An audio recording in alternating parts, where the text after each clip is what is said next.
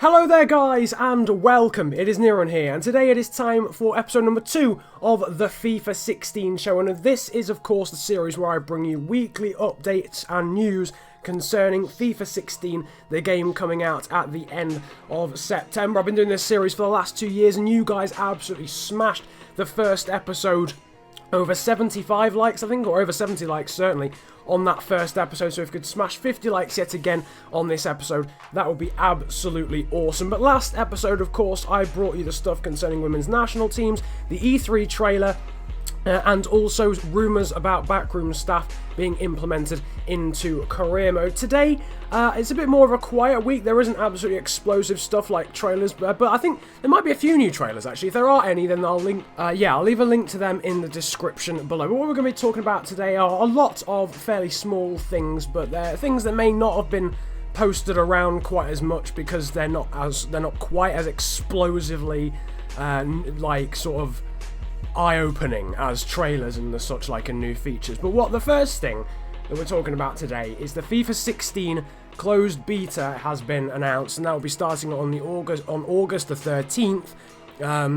Unfortunately, I didn't get one, so I can't bring you any videos concerning that, but when some screenshots and stuff do get leaked and some information about that, some information about that beta do get leaked, you'll be hearing it on this series, the episode after that happens. But yeah, the beta starting on August the 13th. You'll have had an email about it already if you've been invited to go to do it, so you don't have to go along anywhere, but I think you get sent a closed beta code or something, I'm assuming.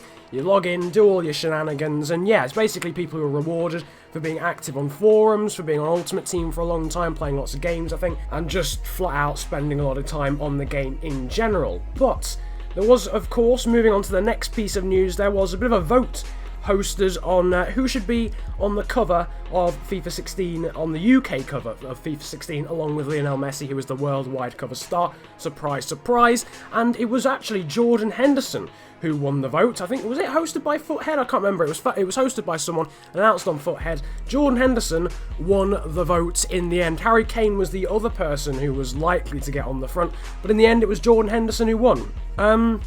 Slightly surprising. I'm a Liverpool fan, so you'd expect me to be biased. I'm not one of those biased, like, football fans. I'll always try and stay relatively impartial. But I genuinely don't think Jordan Henderson should have been on the UK cover. I think it should have been Harry Kane after the season that he's had.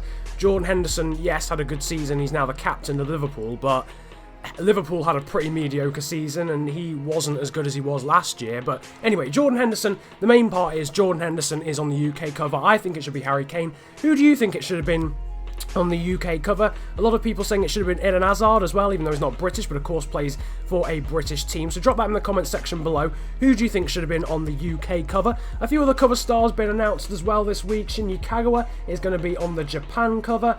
Juan Cuadrado is going to be on the Latin America cover. I'm assuming that means South America and Mexico. Is that Latin America, or is it Latin America just Southern America? I think Latin America is Southern America plus like Guatemala and Mexico, and that's beyond the point, but still. He's on the Latin America cover. Oscar is going to be on the Brazilian cover because, of course, there's no Brazilian league anymore, so you can't have anyone from the Brazilian league, which is stupid, but that was last year's news. I'm not going to go on a rant about that.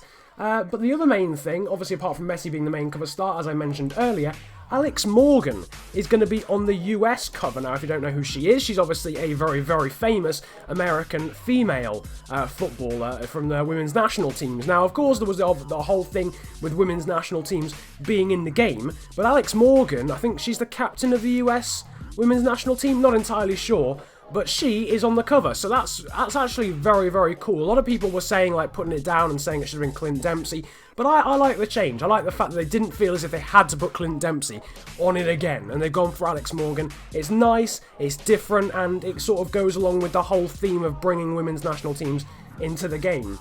Another small thing, as you would expect, Real Madrid have been officially partnered for the game, which means all their players get like realistic head scans and such. Like, not really big news. We sort of knew that sort of thing was going to happen. It's only big news when it comes to the sort of the smaller teams, really, like when the whole BPL got it last year. But Real Madrid are official partners. And finally, legends. Legends, obviously, like Vieira, whatnot on Ultimate Team. They've been Xbox exclusive on the last few games, and they are Xbox exclusive yet again. again. They are exclusive, I think, to Xbox One. So I'm not even sure you can get them on Xbox 360, but I would assume, given they're on Xbox One, you can get them on Xbox 360 as well. I'm not entirely sure. I should know that. It said on the website they were exclusive. It says on the game cover they're exclusive to Xbox One. So I'm not entirely sure. They might just be exclusive to Xbox One. But again, no parity between, no sort of equality between consoles yet again, and you PlayStation guys unfortunately are going to be missing out on Legends yet again. But that is pretty much the end of the news for this week. I know it's been slightly shorter, there's been lots of different pieces of news, lots of small nuggets of information this week. Hopefully next week we'll get some big news, hopefully concerning like pro clubs or career mode, or even some Ultimate Team news. Any news, of course, is welcomed, and hopefully you will see it next episode first before anyone else. That's unlikely, but still, hopefully you will see it first before anyone else. If you did enjoy this episode though of the FIFA 16 show, feel free to leave a like. 50 likes hit again would be absolutely awesome. Subscribe if you are new around here for FIFA 15 and F1 2015 content, and leave a comment about enjoying the video if you enjoyed it that much, as well as your thoughts on the news from this week. Who do you think should have been on the UK cover? Do you think it's good that Alex Morgan is on the US cover? And what are your opinions on Legends being Xbox One exclusive yet again? But it has been a pleasure ranting at you guys today. Have a good day, enjoy yourselves, and goodbye.